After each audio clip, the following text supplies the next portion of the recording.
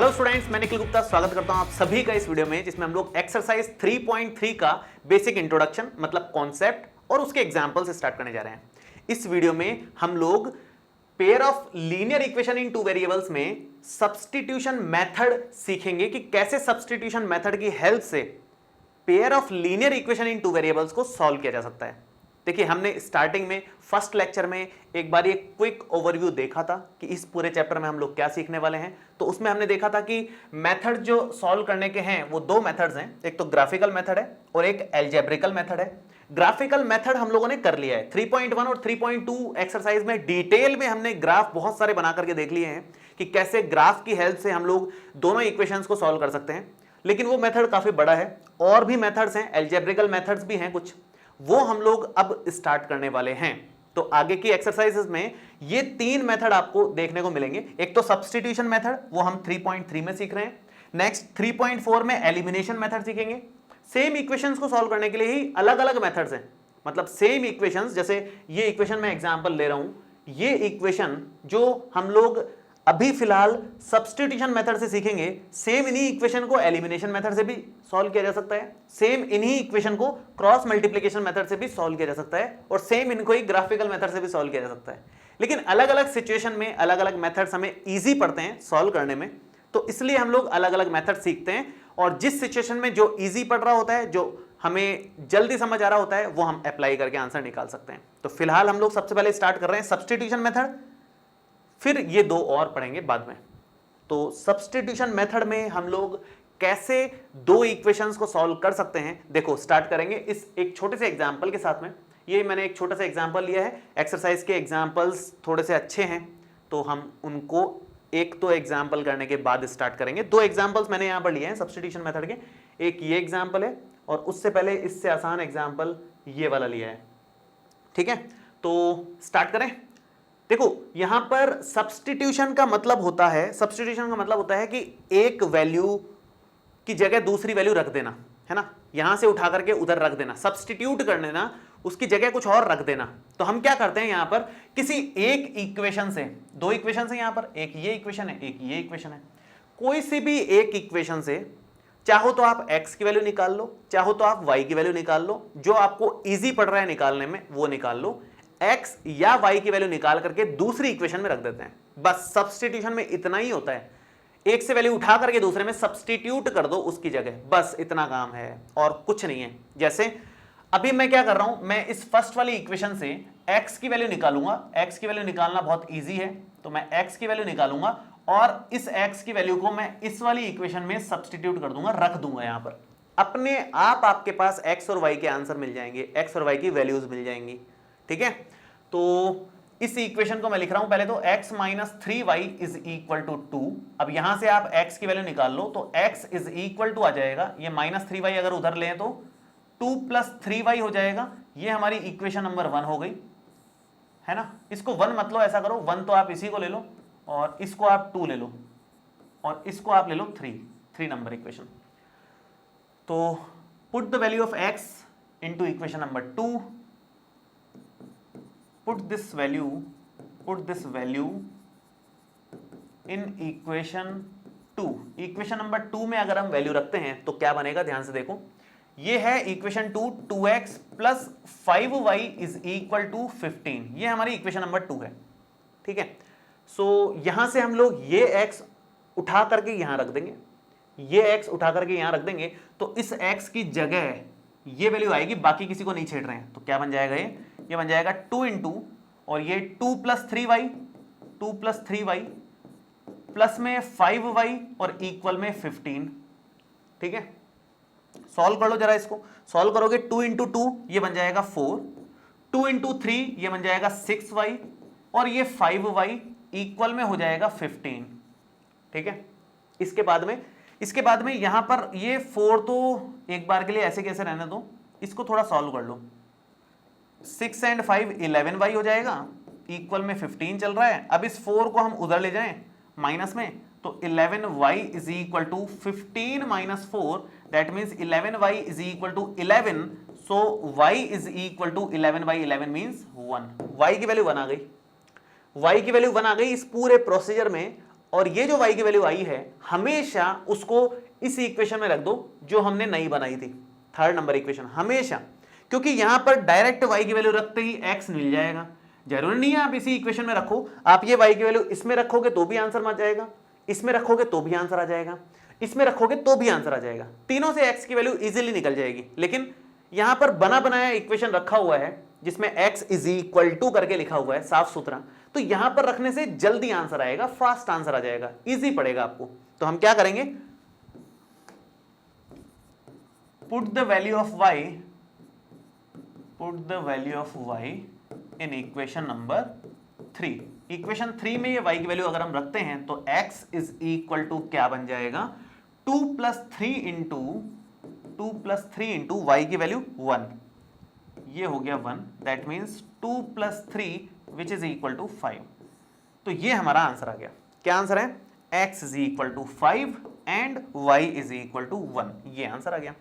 Solve करना मतलब क्या, इक्वेशंस को सॉल्व करना मीन्स व्हाट, सॉल्व करना मीन्स x एंड y की वैल्यूज निकालना, उसी को सॉल्व करना बोलते हैं, और कुछ नहीं है सॉल्व करना। x और y की जो वैल्यूज आ रही हैं वही सॉल्यूशन है उसका, ठीक है। तो x और y की वैल्यूज कैसे निकालनी है, किसी भी एक इक्वेशन से या तो आप x निकाल लो या y निकाल लो और दूसरी इक्वेशन में सब्स्टिट्यूट कर दो, रख दो उसको, उससे आपका आंसर आ जाएगा, अपने आप छोटी मोटी कैलकुलेशन होगी, आंसर आ जाएगा। एक इंपॉर्टेंट बात, किस इक्वेशन से x या y की वैल्यू निकालना इजी पड़ता है, जिस इक्वेशन में x या फिर y का कोफिशिएंट मिनिमम दिख रहा है उसको निकालना इजी पड़ता है। जैसे अगर मैं इस इक्वेशन से x निकाल रहा हूं तो बहुत इजीली मिल गया, क्योंकि x का कोफिशिएंट 1 है, ये -3y उधर चला गया, +3y हो गया, और ये हमारे पास साफ सुथरा x आ गया। अगर मैं इधर से x निकाल रहा होता तो लंबा पड़ जाता, अपने को कैलकुलेशन भी टफ पड़ जाती, क्योंकि कोफिशिएंट 2 है, 2 डिवाइड में भी आता। मतलब अगर मैं यहां से निकाल रहा हूं, देखो जरा एक बार मैं करके दिखा देता हूं आप लोगों को, कि अगर मैं यहां से x निकाल रहा हूं तो ये इक्वेशन है 2x + 5y is equal to 15, और यहां से x निकाल रहे हैं तो 2x इज इक्वल टू, ये उधर जाएगा तो 15 - 5y, और x हमारे पास क्या आ जाएगा, 15 - 5y डिवाइडेड बाई 2। टफ हो गया ना काम, x फ्रैक्शन में आ गया, x डिवाइड में आ रहा है, p/q फॉर्मेट में आ रहा है, तो अब इस x को उठा करके यहां रखोगे तो यहां भी डिवाइड बाई 2 रहेगा, एलसीएम लेने का थोड़ा सा चक्कर हो जाएगा, मतलब लेंथी हो जाएगा, अननेसेसरी। तो सिंपल किससे पड़ता है, जहां पर देखो कोफिशिएंट मिनिमम कहां दिख रहा है, यहां कोफिशिएंट 1 है x का, यहां y का कोफिशिएंट 3 है, -3 जो भी बोलो आप, यहां x का कोफिशिएंट 2 है, यहां y का कोफिशिएंट 5 है, मिनिमम किसमें दिख रहा है, यहां 1 कोफिशिएंट है, तो यहां से x निकाल लो, जहां कोफिशिएंट मिनिमम दिख रहा है वहां से वो वैल्यू निकालो, भले ही x का कोफिशिएंट मिनिमम दिखे, भले ही y का कोफिशिएंट मिनिमम दिखे, वहां से वैल्यू निकाल करके दूसरे में रख दो, आपका आंसर आ जाएगा। बस सब्स्टिट्यूशन में यही है, इजी करने का ये तरीका है, जिससे कोफिशिएंट मिनिमम दिखे वो रख दो। अदरवाइज आप इससे भी x निकाल करके, मतलब इस x को भी अगर इसमें रखते तो भी आंसर आएगा। x की जगह अगर आप y निकालो यहां से और उधर रखो, या y निकालो यहां से और इधर रखो, तो भी सेम ही आंसर आएगा। आंसर पे कोई फर्क नहीं पड़ने वाला है, कोई भी फर्क नहीं पड़ने वाला है, किसी की भी वैल्यू उठा करके दूसरे में रख सकते हो, आंसर हमेशा सेम आता है, उससे कोई फर्क नहीं पड़ता। ठीक है, चलिए अपन एक बार देखते हैं एक और एग्जांपल इस तरह का, सेम टू सेम। तो यहां पर हमारे पास x का कोफिशिएंट 2 है, इधर -3 है y का कोफिशिएंट, यहां x का कोफिशिएंट 5 है और बढ़ गया, यहां y का कोफिशिएंट 1 दिख रहा है। तो हम क्या करेंगे, यहां से y की वैल्यू निकाल करके, क्योंकि मिनिमम कोफिशिएंट 1 दिख रहा है वो भी वहां पर, यहां से y की वैल्यू निकाल करके इसमें रख देंगे, काम खत्म अपना, इतना ही काम है। तो यहां से y की वैल्यू निकाल लो, देखो क्या आएगी, ये इक्वेशन नंबर 1 है, ये इक्वेशन नंबर 2 है, मैं इक्वेशन नंबर 2 से शुरू कर रहा हूं। तो 5x + y is equal to 11, so y is equal to 11 - 5y, ये +5x उधर जा करके माइनस में चला जाएगा, मैंने गलती से यहां y लिख दिया, यहां पर x आएगा, सॉरी, ये 5x उधर जाएगा तो 11 - 5x हो जाएगा। ठीक है, अब यहां से ये हो गई हमारी इक्वेशन नंबर 3, ये हो गई हमारी इक्वेशन नंबर 3, और इस इक्वेशन 3 से वैल्यू उठा करके किसमें रखोगे, इसमें, क्योंकि इधर से तो वैल्यू निकाली है, जिधर से वैल्यू निकाली है उधर वैल्यू वापस नहीं रखनी, दूसरी इक्वेशन में रखनी है हमेशा वैल्यू। तो हम दूसरी वाली इक्वेशन में वैल्यू रख देंगे, मतलब फर्स्ट इक्वेशन में पुट द वैल्यू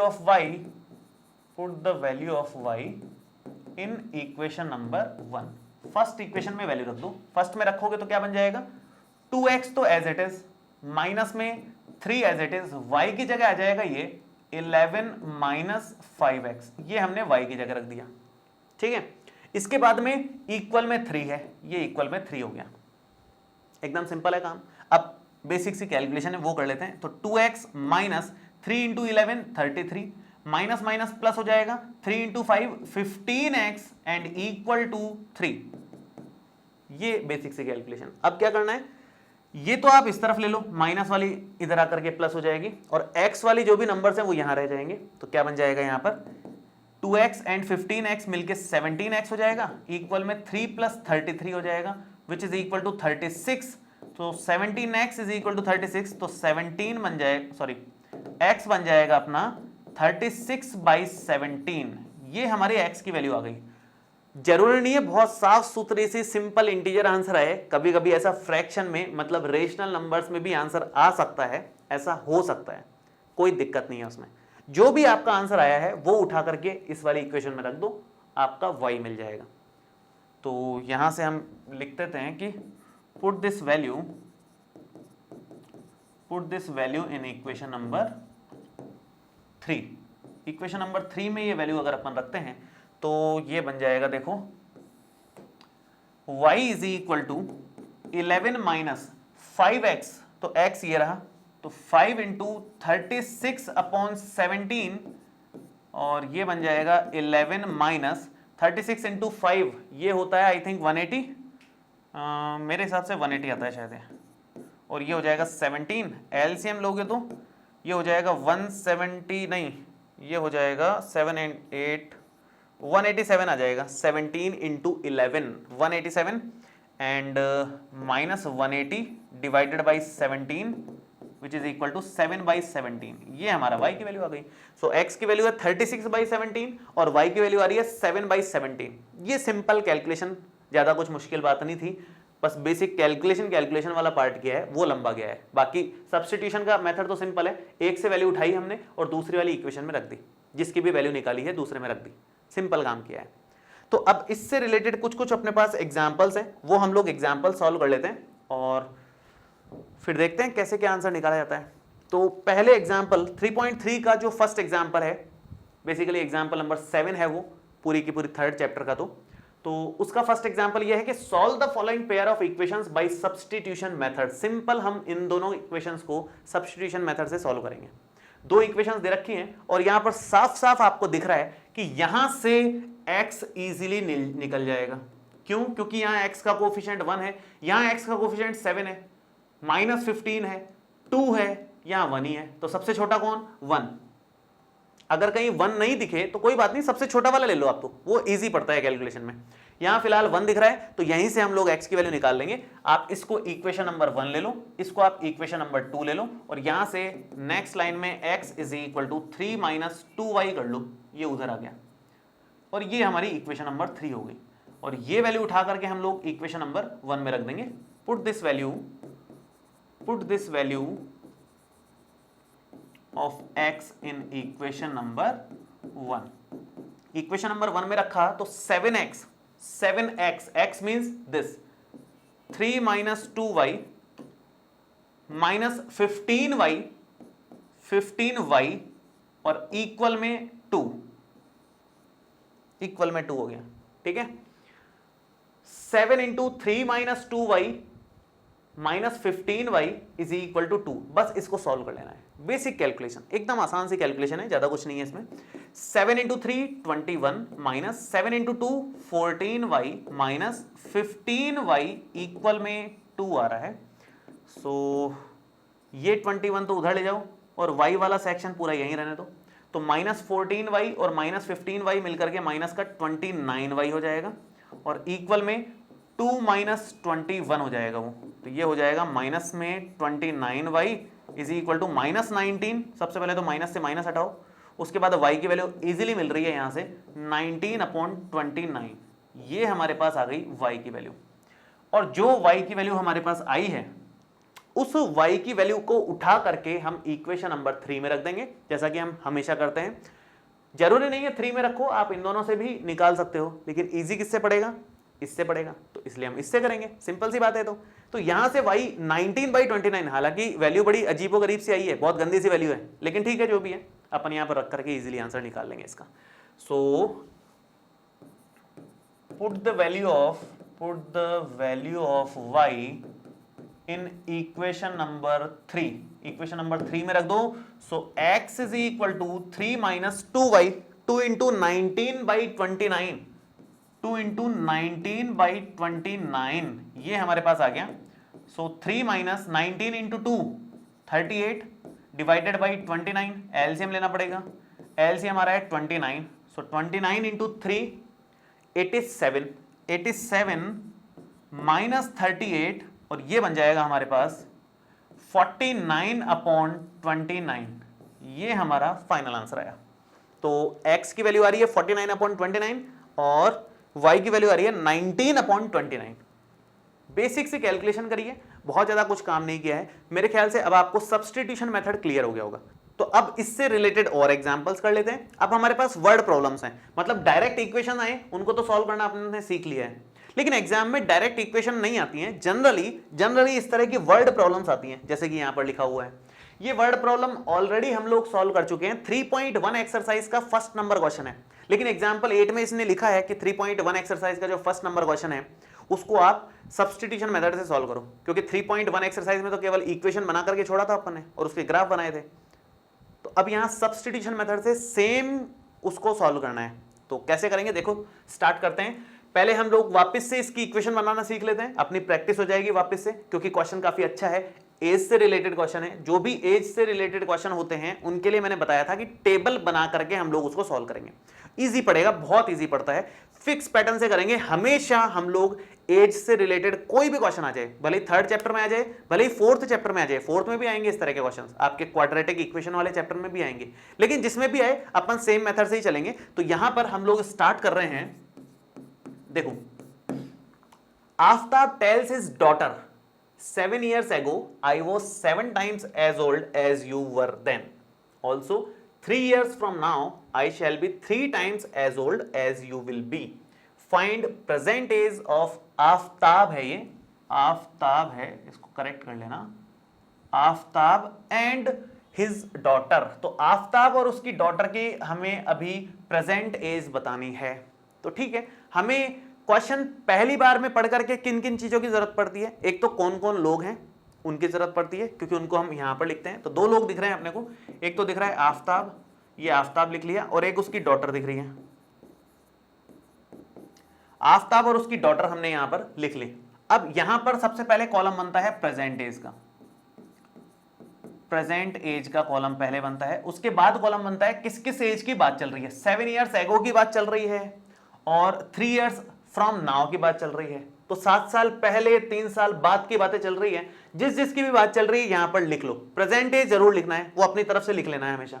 तो यहां पर क्या लिखोगे आप, 7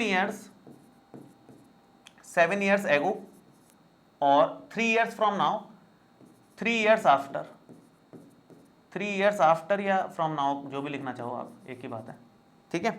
तो 3 years आफ्टर और 7 years ago का एक एक कॉलम और बना दिया। अब इन कॉलम्स को हम लोग फिल कर लेते हैं। थोड़ा सा मैं यहाँ पर टेबल बना देता हूँ इसको प्रॉपर फॉर्मेट में, ये इस तरह से बना दी, ठीक है। अब हम लोग स्टार्ट करते हैं।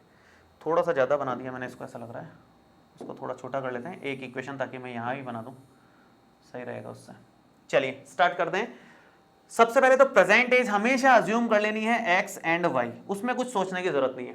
प्रेजेंट एज हमेशा x एंड y अज्यूम कर लो, उसके बाद आगे बढ़ो कि आफ्ताब की प्रेजेंट एज x है और उसकी डॉटर की प्रेजेंट एज y है। क्लियर है यहां तक। अब हम बात कर रहे हैं 7 साल पहले की। अगर किसी की एज आज की डेट में 20 ईयर्स है तो 7 years ago, 7 साल पहले कितनी होगी उसकी, 20 - 7 13 ईयर्स। 7 साल पहले के लिए -3 कर दो।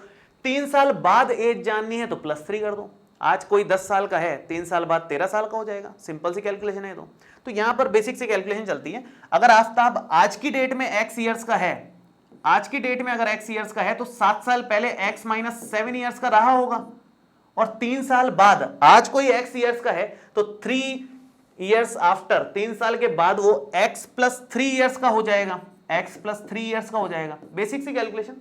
अगर उसकी डॉटर y ईयर्स की है आज की डेट में, तो 7 साल पहले कितनी रही होगी, y माइनस 7।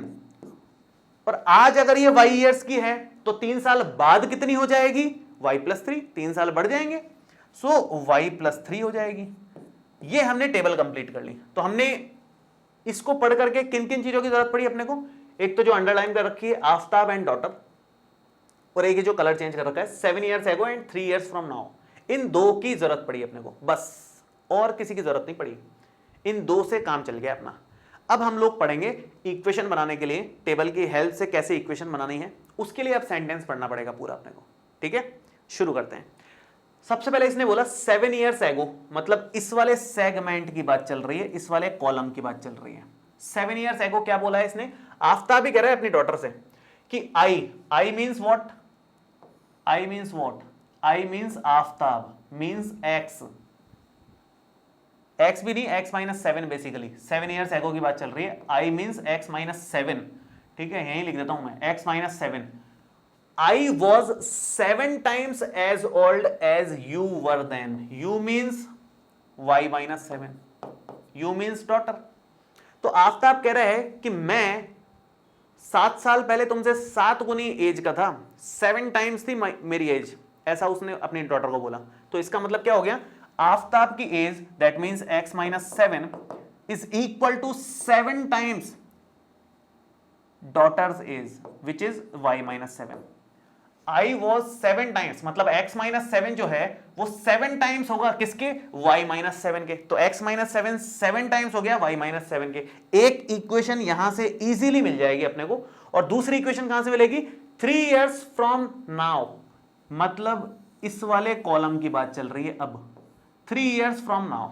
उसने बोला I means x plus 3, Aftab बोल रहा है अपनी बेटी को, तो x प्लस 3, I मींस यहां पर i का मतलब है x plus 3, x plus 3 shall be 3 times as old as you will be. यहां पर u का मतलब क्या है, y प्लस 3, क्योंकि 3 साल बाद की बातें चल रही है, तो आफ्ताब और डॉटर की एजेस मैंने यहीं पर लिख दी ताकि हम कंफर्टेबल हो जाएं उसको पढ़ने में और भी ज्यादा। तो I shall be 3 times as old as you will be, that means x plus 3 times y plus 3। तो यहां पर क्या बन जाएगा, x plus 3 is equal to 3 times y plus 3। ये दो इक्वेशंस इजीली इन दोनों से बन जाएंगे अपनी। इनको सॉल्व कर लेते हैं, पहले उसी को कर लेता हूं मैं, जगह है ज्यादा उधर। तो ये हो जाएगा x plus 3 is equal to 3y plus 3 into 3 9। So x is equal to, ये 3 उस तरफ चला जाएगा, so 3y plus 9 minus 3, that means x is equal to 3y plus 6। ये हमारे पास x की वैल्यू आ गई। क्लियर है यहां तक, ये x की वैल्यू आ गई। तो एक इक्वेशन तो वो आ गई, इसको इक्वेशन नंबर 2 ले लेते हैं अपन, क्योंकि फर्स्ट नंबर पे ये इस तरफ सॉल्व होगी अभी। तो इसको सॉल्व करने के लिए देखो क्या करेंगे हम लोग, ये x माइनस 7 हो गया इक्वल में 7y माइनस 7 इंटू 7 49 हो गया। इस माइनस 7 को उस तरफ ले जाकर के प्लस 7 करना है, तो क्या बन जाएगा ये, x is equal to 7y minus 49 तो है ही, माइनस 7 उधर जाकर के प्लस का 7 हो जाएगा। और उसके बाद क्या लिखना है अपने को, उसके बाद x इज इक्वल टू बन जाएगा यहां से, x is equal to 7y minus 49 plus 7 minus 42 हो जाएगा, 7y माइनस 42। Equation number 1। दो इक्वेशन हमारे पास आ गई, एक तो x is equal to 7y minus 42, एक आ गई x is equal to 3y plus 6। यहां से किसी एक इक्वेशन से x की वैल्यू उठा करके दूसरे में रख दो, क्योंकि x निकला हुआ रखा ही है, अपने को ज्यादा मेहनत करनी ही नहीं है। यहां पर सब्स्टिट्यूशन बहुत इजी हो जाएगा, एक से वैल्यू उठाई दूसरे में रख दी, काम खत्म। तो यहां से हम क्या करेंगे, इक्वेशन 1 से वैल्यू उठा करके इक्वेशन नंबर 2 में रख देंगे। तो मैं यहां कर रहा हूं, from equation 1 and 2 we can say that, हमने अगर वैल्यू उठा करके रखी, सो x की वैल्यू यहां से यहां रख दी मैंने, 7y माइनस 42 यहां आ गया, तो ये आ जाएगा 7y minus 42 is equal to 3y plus 6, 3y plus 6। तो ये बन जाएगा अपने पास में 3y तो इस तरफ और माइनस 42 उस तरफ, y वाली सारी टर्म्स एक तरफ और दूसरी वाली एक तरफ, तो 3y इधर माइनस में आ गया एंड 6 प्लस 42 हो गया ये। तो ये 7y माइनस 3y हो जाएगा 4y इक्वल में 6 प्लस 42 48 हो गया। So y is equal to 48 upon 4 that means 12 years. उसकी बेटी की एज, आफ्ताब की बेटी की एज 12 ईयर्स है। अब आफ्ताब की निकालनी है, x निकालना है, किसी में भी रख दो, इसमें रख दो, इसमें रख दो, x इजीली निकल जाएगा। मैं 2 में रख रहा हूं। इक्वेशन नंबर 2 है x is equal to 3y plus 6। So put this value in equation number 2। 1 में भी रखोगे तो भी आ जाएगा, उससे कोई फर्क नहीं पड़ने वाला। 2 में रखेंगे तो क्या बनेगा, x is equal to 3y plus 6 है। ये प्लस था एक्चुअली यहाँ पर, तो कैलकुलेशन थोड़ी इजी हो जाती है, इसलिए मैंने इसमें रखा है, और कोई बात नहीं है। 3y प्लस 6, सो 3 इंटू वाई मीन्स 12 और प्लस 6, 36 प्लस 6 मीन्स 42 ईयर्स। ये हमारे पास आफ्ताब की एज आ गई। ठीक है, सो ये तो हो गया 12 ईयर्स और ये 42 ईयर्स। सिंपल कैलकुलेशन थी। यहां वाला काम तो अपन ऑलरेडी कर ही चुके हैं। ये तो इक्वेशन बनाने वाला काम तो हमने 3.1 एक्सरसाइज में किया ही था, सेम ही क्वेश्चन तो था, ये फर्स्ट नंबर क्वेश्चन था। अभी वाला काम तो बहुत ईजी था उसके कंपैरिजन में, ये इतना इजीली हमने आंसर निकाल लिया इसका। ठीक है, तो सब्स्टिट्यूशन मेथड बेसिकली बहुत इजी मेथड है, इसमें कुछ मुश्किल नहीं है, बहुत इजी मेथड है, आराम से आप लोग निकाल सकते हो उसकी यूज लेकर के, और सारी इक्वेशन सॉल्व हो जाती हैं उससे। जैसे एक यहाँ पर थोड़ा अच्छा एग्जाम्पल आएगा, देखते हैं क्या कह रहा है। एग्जाम्पल नंबर 9 कह रहा है कि the cost of 2 pencils and 3 erasers. ये भी ऑलरेडी आ चुका है एग्जाम्पल, पिछले एग्जाम्पल्स में से ही है, लेकिन इसने इस बार इस चीज को सब्स्टिट्यूशन मेथड से सॉल्व करने को बोला है बेसिकली, इसलिए हम लोग वापस से कर रहे हैं इस एग्जाम्पल को। एग्जाम्पल नंबर 9 दिया हुआ है अपनी बुक में। The cost of 2 pencils and 3 erasers is ₹9 and the cost of 4 pencils and 6 erasers is ₹18. Find the cost of each pencil and each eraser. अपने को हर पेंसिल और हर इरेजर की कॉस्ट चाहिए, तो x और y अज्यूम कर लो। जो चीज क्वेश्चन में पूछा जाता है हम उसको x और y ले लेते हैं, तो यहां भी यही काम करना है अपने को। आप यहां पर लिखोगे let cost of 1 pencil and 1 eraser is x and y respectively। ठीक है, एक पेंसिल और एक इरेजर की कॉस्ट x और y रुपीज है रेस्पेक्टिवली, रुपीज लगा दो, is ₹x and ₹y respectively. ठीक है, अब यहां पर क्या बोला है इसने, 2 पेंसिल 3 इरेजर्स 9 रुपीज कह रहे हैं। 2 पेंसिल्स प्लस 3 इरेजर्स, उनकी कॉस्ट कितनी है, 9 रुपीज। और दूसरा क्या बोला है इसने, 4 pencils 6 erasers, 4 pencils plus 6 erasers, इनकी कॉस्ट कितनी आ रही है, 18 रुपीज। ये दो सिचुएशंस क्वेश्चन में दे रखी है, इन दोनों की हेल्प लेकर के हम लोग इजीली इक्वेशन बना सकते हैं। देखो कैसे, 2 पेंसिल, एक पेंसिल की कॉस्ट है x रुपीज, तो 2 पेंसिल्स की कॉस्ट हो जाएंगी 2x रुपीज। 3 इरेजर्स, एक इरेजर की कॉस्ट है y रुपीज, तो 3 इरेजर्स हो जाएंगे 3y रुपीज के, और इक्वल में कितना है 9 rupees, so equal 9। Equation number 1। Next equation 4 pencils and 6 erasers, so 1 pencil rupees x, तो 4 pencils 4x rupees and 6 erasers के लिए हो जाएगा 6y रुपीज, और टोटल हमारे को पड़ रहा है 18 रुपए 18 रुपीज की। 1 and 2 इक्वेशन आपके सामने है। अब इन दोनों इक्वेशंस को सब्स्टिट्यूशन मेथड से सॉल्व करना है। सब्स्टिट्यूशन मेथड से सॉल्व करेंगे। वैसे आप यहां पर थोड़ा सा गौर करो ना, अगर हल्का सा भी गौर करो तो ये कोइंसिडेंट लाइंस हैं, कोइंसिडेंट लाइंस हैं। कैसे, यहां से 2 कॉमन ले लोगे, ये पूरी लाइन इसको 2 से मल्टीप्लाई करके ये लाइन आ रही है। मैंने लास्ट लेक्चर में बताया था आपको, लास्ट लेक्चर में, कि कैसे हम किसी एक इक्वेशन से दूसरी कोइंसिडेंट लाइंस बना सकते हैं। तो यहां इस इक्वेशन को 2 से मल्टीप्लाई करोगे, कोइंसिडेंट लाइन आ गई। ग्राफ से भी अपन ने बनाया था, कोइंसिडेंट लाइन में लगी थी अपने को। लेकिन यहां पर सब्स्टिट्यूशन मेथड से कैसे हम पता करें कि एक कोइंसिडेंट लाइन है। ठीक है, कोइंसिडेंट लाइन का मतलब है कि सॉल्यूशन आएगा, लेकिन इनफाइनाइट सॉल्यूशंस आएंगे। तो कोइंसिडेंट लाइंस को जब सॉल्व कर रहे होंगे तो एक सिंपल इक्वेशन बन जाएगी जो सही इक्वेशन होगी। देखो मैं बताता हूं आपको, यहां से x या y में से किसको निकालें, यहां से x निकाल लेते हैं। इसका कोफिशिएंट सबसे कम दिख रहा है मुझे, 2 दिख रहा है, बाकी सबके तो कोफिशिएंट ज्यादा ही है। यहां से x की वैल्यू निकाल लो। तो फर्स्ट वाली इक्वेशन मैंने ली है यहां पर, मैं यहीं से कर देता हूं कंटिन्यू। ये 2x plus 3y is equal to 9 मैं ले रहा हूं और ये 3y को उस तरफ ले जाते हैं, तो 2x यहां से आ जाएगा 9 minus 3y, so x is equal to 9 minus 3y divided by 2। ये हमारे पास x की वैल्यू आ गई। ये x की वैल्यू उठा करके हम लोग इक्वेशन नंबर 2 में रख देंगे। सो इक्वेशन नंबर 2 में रखेंगे तो क्या बनेगा, देखो मैं यहां लिखता हूं कि हम इसको इक्वेशन नंबर 2 में रख रहे हैं।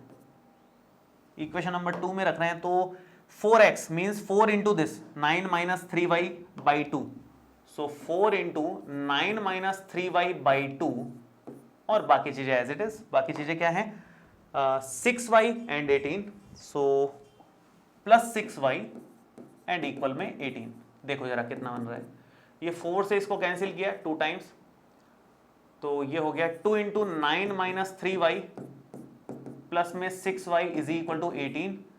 ये हो गया 9 into 2 18 and minus 6y plus 6y is equal to 18। तो जब भी आप कोइंसिडेंट लाइंस को सॉल्व कर रहे होंगे तो वेरिएबल कैंसिल आउट हो जाएगा। कोइंसिडेंट लाइंस को सॉल्व करो, भले ही आप पैरेलल लाइंस को सॉल्व कर रहे हो, मतलब ये दोनों फिलहाल तो कोइंसिडेंट लाइंस हैं, देखते समझ में आ गया था, लेकिन अगर ये पैरेलल लाइंस भी होती तो भी हमेशा वेरिएबल कैंसिल आउट हो जाएगा और लास्ट में कुछ बचेगा नंबर्स में। और अगर जो बच रहा है वो सही इक्वेशन है, 18 इज इक्वल टू 18 सही इक्वेशन है, लास्ट में जो बच रहा है वो एकदम करेक्ट आ रहा है, स्टेटमेंट एकदम करेक्ट दिख रहा है आपको, इक्वेशन एकदम करेक्ट आ रही है, मतलब ऐसा तो नहीं बोला इसने 10 इज इक्वल टू 18 या 3 इज इक्वल टू 15, ऐसा कुछ उल्टा सीधा तो बात नहीं करी। अगर उल्टी सीधी कोई बात नहीं आ रही, जो बात है वही दिख रही है, 18 इज इक्वल टू 18 होता है, सही बात है, तो इसका मतलब वो कोइंसिडेंट लाइंस है, लेकिन वेरिएबल तो कैंसिल हो रहा है लेकिन इक्वेशन रॉन्ग आ रही है। जैसे 3 इज इक्वल टू 15 कर दिया, 10 इज इक्वल टू 18 कर दिया, कुछ गलत इक्वेशन आ रही है, तो फिर उस केस में पैरेलल लाइंस का केस होता है वो, ये थोड़ा सा ध्यान रखना है आपको। और अगर इंटरसेक्टिंग लाइंस होंगी तो क्लियरली सीधा आंसर आ ही जाएगा, उसमें कोई दिक्कत वाली बात नहीं है। तो यहां पर आप लिखोगे कि these equations are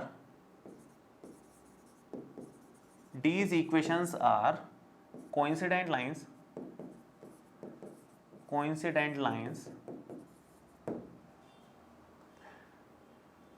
बस। और तो क्या पूछा था किसने वैसे, find the cost of each pencil and each eraser, निकाल नहीं सकते अपन, we can not find the cost of each pencil and each eraser with the given information, we cannot find therefore we cannot find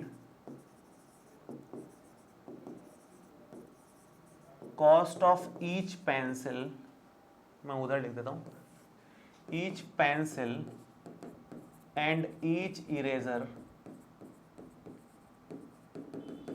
with the given information।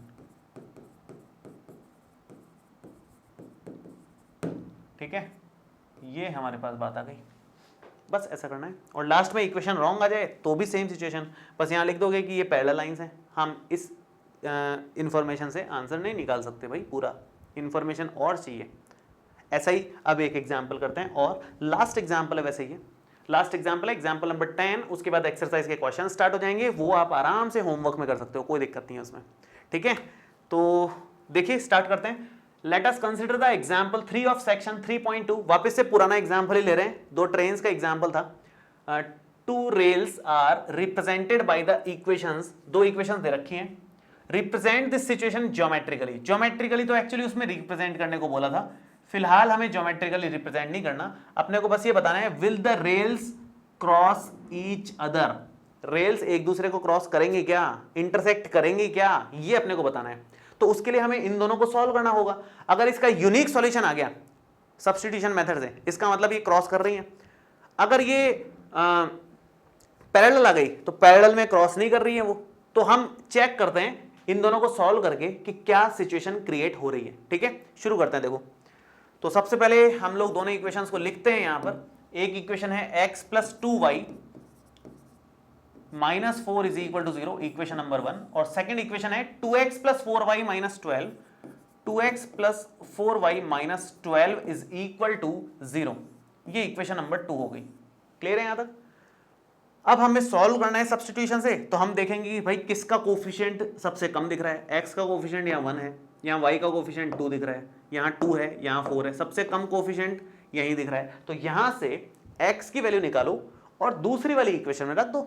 Simple काम है और कुछ नहीं करना, सिंपल आंसर आएगा उससे। तो फर्स्ट वाली इक्वेशन से x की वैल्यू निकालेंगे, so x plus 2y minus 4 is equal to 0 से x निकालेंगे तो देखो क्या बनेगा, x इज इक्वल टू ये -4 उधर जाकर +4 हो जाएगा और 2y उधर जाकर के माइनस हो जाएगा, सो 4 माइनस 2y, ये हमारी इक्वेशन नंबर 3 है। Put this value in equation number 2। Equation number 2 में रखें अगर तो देखो क्या बनता है, 2x plus 4y minus 12 is equal to 0। मैं लिख देता हूं पहले एक बार, 2x plus 4y minus 12 is equal to 0 से अब x की वैल्यू ले लो, 4 माइनस 2y, सो 4 माइनस 2y और ये है 4y minus 12 is equal to 0। तो आप लिखोगे 2 इंटू 4 8 ये आ गया, 2 into 2 4y plus 4y minus 12 is equal to 0। That means ये तो कैंसिल हो गया, इसका मतलब या तो कोइंसिडेंट लाइन है या फिर पैरेलल लाइन है। अब आगे पता चलेगा कोइंसिडेंट है कि पैरेलल है, ठीक है। आगे है 8 माइनस 12, 8 माइनस 12 होता है -4 इज इक्वल टू 0। ये सही स्टेटमेंट आया है क्या? -4 और 0 कभी बराबर होते हैं क्या? नहीं होते हैं। इधर तो सही स्टेटमेंट आया था, यहां कोई दिक्कत नहीं थी, यहां पर 18 इज इक्वल टू 18 होते हैं, करेक्ट स्टेटमेंट है। करेक्ट स्टेटमेंट के केस में कोइंसिडेंट लाइंस आती हैं, लेकिन अगर रॉन्ग स्टेटमेंट आ जाता है, यहां पर गलत बात लिखी हुई आ जाती है, इसका मतलब ये पैरेलल लाइंस हैं, ठीक है। This is wrong equation, this is wrong equation, therefore these two lines are parallel, therefore क्या पूछा था इसने, क्वेश्चन क्या पूछा था, will the rails cross each other, therefore rails are parallel, so will not cross each other, ठीक है। ये हमारे पास फाइनल कंक्लूजन आया इस वाले क्वेश्चन का। तो इजी क्वेश्चन था, कोई खास बात नहीं थी, बस यहाँ पर लास्ट वाली इक्वेशन अगर रॉन्ग बन जाती है तो पैरेलल लाइन का केस हो जाता है। पैरेलल लाइन से तो क्रॉस नहीं करेगी कभी भी, और अगर लास्ट वाली इक्वेशन जो है ये हमारी रॉन्ग आ जाती है, सॉरी करेक्ट आ जाती है, करेक्ट वाले केस में कोइंसिडेंट लाइंस, रॉन्ग वाले केस में पैरेलल लाइंस। मैं लिख ही देता हूं एक बार, करेक्ट वाले केस में तो अपने पास आती है कोइंसिडेंट लाइंस, ठीक है। और जो रॉन्ग वाला केस आता है लास्ट में इक्वेशन में, रॉन्ग वाले केस में आती है पैरेलल लाइंस। और ये कब होगा, जब हमारा वेरिएबल कैंसिल आउट हो जाए, वेरिएबल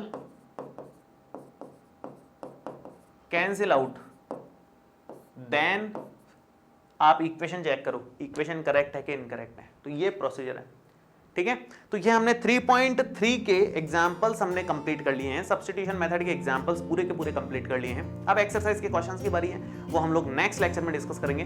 तब तक आप लोग एक बार एक्सरसाइज के क्वेश्चंस होमवर्क में कर सकते हैं, और जो भी दिक्कत आए, जो भी आपको प्रॉब्लम्स आए, जो भी क्वेश्चंस के आंसर मैच ना करें, वो आप लोग एक बार नेक्स्ट वाले लेक्चर को देख करके मैच कर सकते हो, समझ सकते हो, सीख सकते हो। तो इस वीडियो में कोई भी डाउट हो आप नीचे कमेंट बॉक्स में लिख सकते हो, और ये वीडियो कैसा लगा ये भी कमेंट करके जरूर बताएं। मिलते हैं आपसे नेक्स्ट वीडियो में। Thank you so much, all the best, bye bye.